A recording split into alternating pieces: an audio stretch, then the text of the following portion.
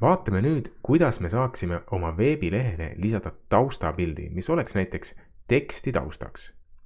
Selle jaoks eemaldan selle praeguse pildi siit ja lisan siia ühe tekstilõigu P ehk paragraph. See on üks pikem tekstilõik. Kopeerin seda teksti, et teksti oleks natukene rohkem.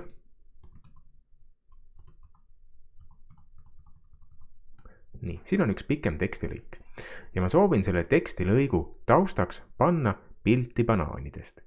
Selle jaoks lähen algusmärgendi sisse, P, lisan tühiku ja atribuut style. Võrdub jutumärgid ja jutumärkide sisse kirjutan background image ehk taustapilt. Koolon ja tühik URL. Sulg algab. Nüüd sellised ühekordsed sulud. 2 ühekordset sulgu ja sulgude sisse kirjutan selle pildi viite, kus see pilt asub, mida ma soovin siin taustana kuvada. Jällegi näitan pilti banaan. Banaan.jpg.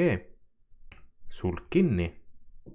Lisan semikooloni ja salvestan. Uuendan brauserit ja pilti veel ei ole, zoomin natukene sisse, lisan teksti, vaatame, kas siis pilt ilmub.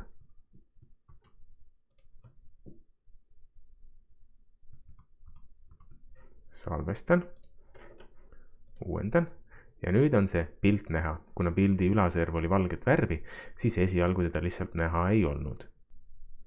Samamoodi saame selle taustapildi lisada tegelikult dokumendi päises, kasutades stiili elementi.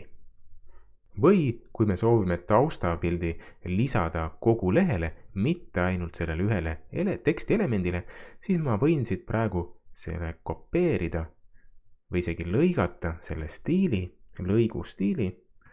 Võtan selle siit ära ja kleebin selle siia body element sisse.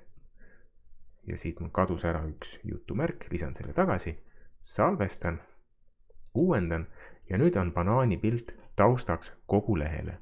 Isegi kui ma kustutan siit nüüd seda teksti ära, salvestan, uuendan, siis ma näen, et banaani pilt jääb ikkagi alles. Ta on nüüd kogu lehe taust ja ta jääb siia ka korduma. Ehk siis täidab ära kogu meie lehe. Kui me aga mõnikord ei soovi, et see taustapilt jääks korduma, siis me saame taustapildile lisada ka omadusi. Ja üks nendest omadustest on näiteks background repeat, mis tähendabki taustapildi kordumine.